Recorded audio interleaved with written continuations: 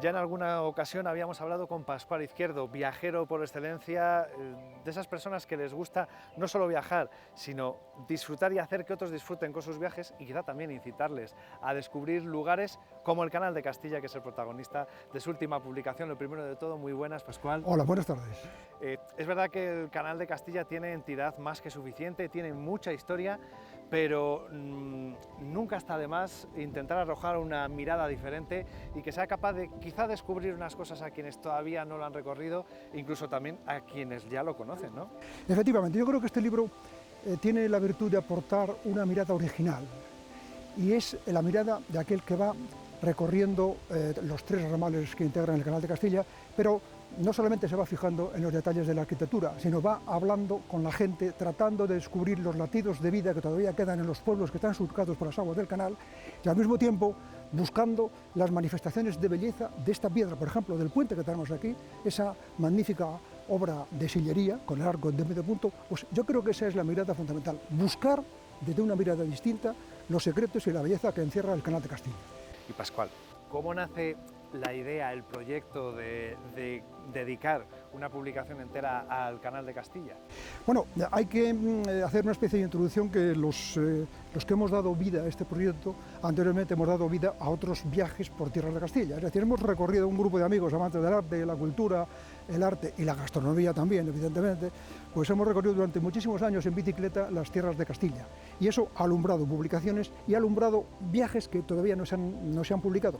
Pero, por ejemplo, en las publicaciones recorrimos el Camino de Santiago, recorremos 5 itinerarios por la tierra de Campos, en la montaña Valentina y parte de Burgos, y finalmente ya se nos ocurrió que ya era hora de recorrer con más profundidad el Canal de Castilla, porque el Canal de Castilla lo hemos hecho algo así como 5 veces, pero ya la última lo hicimos con una amorosidad especial, deteniéndonos, como antes comentábamos, en todas las localidades, hablando con la gente, recabando experiencias, vivencias, gente que había trabajado en el canal o gente que tenía su abuelo que había trabajado en el canal, y usted qué hacía y qué recuerda, hablando del asunto de cuántas mulas se ponían tirando por los caminos de sidra, cuántas toneladas arrastraban las barcazas, es decir, ese tipo de pequeños detalles que dan vida a unas páginas de recuerdo que yo he tratado de rescatar en el libro, ¿no? Eso es parte de la historia del canal también, porque yo creo que todos tenemos presentes pues, esas fechas clave, al Marqués de la Ensenada como su gran precursor. Bueno, todos tenemos esos grandes nombres de la historia, esos grandes momentos, esas fechas clave,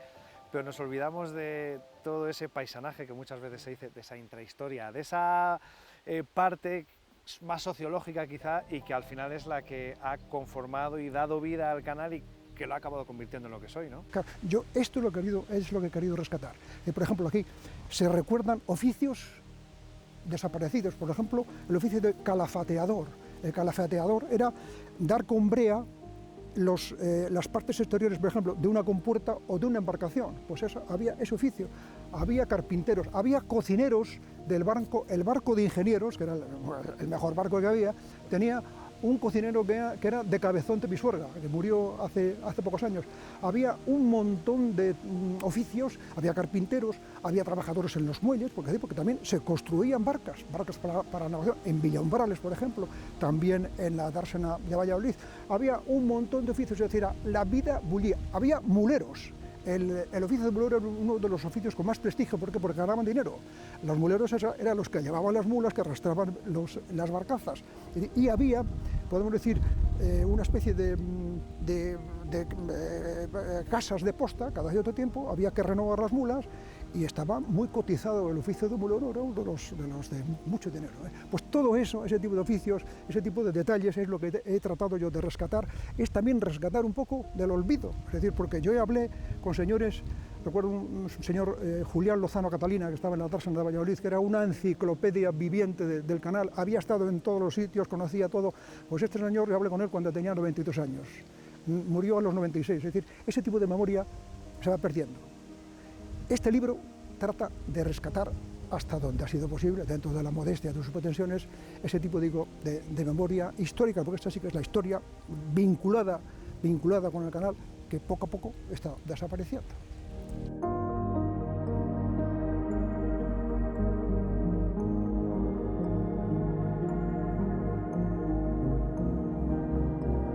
El canaliego que antaño arribaba a la dársena encontraba un intenso tráfico de hombres, voces, gabarras, relinchos, juramentos y trallas, mientras sus ojos tropezaban con el saludo jubiloso de la catedral. Era lo primero que veían, un perfil de crestería gótica y el resplandor de la piedra acariciada por la luz. Hoy todo es bien distinto, pues este escenario está alejado del corazón de la ciudad y dormita en un territorio fronterizo solo frecuentado por paseantes y nostálgicos. Desemboca el caudal en el recinto y allí se queda, con las hojas flotando sobre la superficie, como si la muerte y el olvido fueran el destino final de una obra tan inútil como extraordinaria.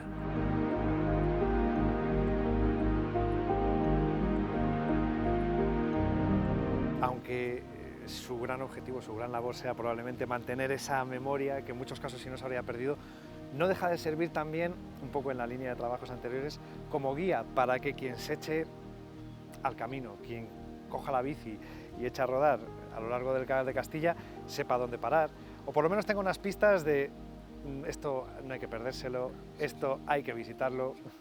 Bueno, el libro también tiene eso, evidentemente, al ser un libro de viajes, pues tiene un friso completo de temas que se abarcan, ¿no? Es un retablo completo de sensaciones, vivencias, experiencias, apuntes de paisaje, apuntes de historia, descripciones monumentales y artísticas, a era donde ibas, justamente. Nosotros, los caballeros del pedal, siempre, la primera obligación era recorrer y visitar las iglesias, ¿eh? Entonces, prácticamente hemos visto todas, yo creo que todas, pero alguna que tuvimos la mala suerte de no encontrar a la señora que tenía las llaves, pero prácticamente hemos recorrido todas las iglesias y de las de mayor interés se hace una breve descripción monumental y artística. Por ejemplo, la iglesia de Requena de Campos, que es interesantísima, una iglesia de finales del siglo XV que tiene unos retablos magníficos. Por ejemplo, no digamos la iglesia de San Martín de Fromista. Aquí, por ejemplo, aquí en el libro se hace una serie de comentarios y conjeturas sobre el significado del famoso capitel 31. Es decir, el famoso capitel 31 es un capitel que tiene 6 manos y hay discusión entre los especialistas de a quién corresponde cada mano y dónde está colocada y con qué intención. Bueno, eso genera una serie de discusiones entre los eruditos, pues también nosotros aquí echamos nuestro cuarto de espadas dando una opinión respecto a la posible explicación del capitel 31 de la iglesia de San Martín de Fromista. Ese tipo de cosas. Luego, por ejemplo, ya en una ciudad con una complejidad monumental como Palencia y Valladolid, ahí hacemos un recorrido, pero solamente en esbozo, en apunte, solamente porque si no habría que hacer una guía y 5 o 6 tomos, ¿no?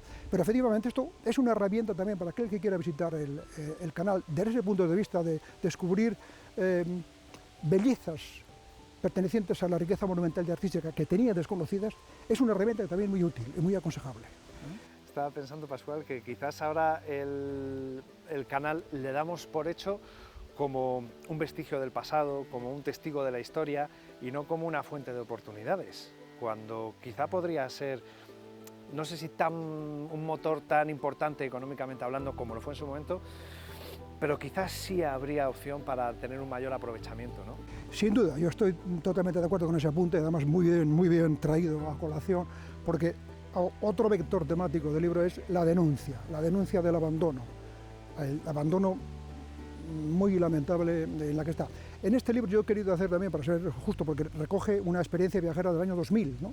Claro, entre el año 2000 y 2023 pues han pasado tiempo y ha habido algún tipo de mejoras. Yo he hecho un índice de notas de actualización y me he recorrido otra vez el año pasado todo el Canal de Castilla, sacando fotos, tomando notas de la rama que aparecía entre los sillares de la esclusa tal, ver si esa rama se había sido cortada, si había zarzas, si había hierbas.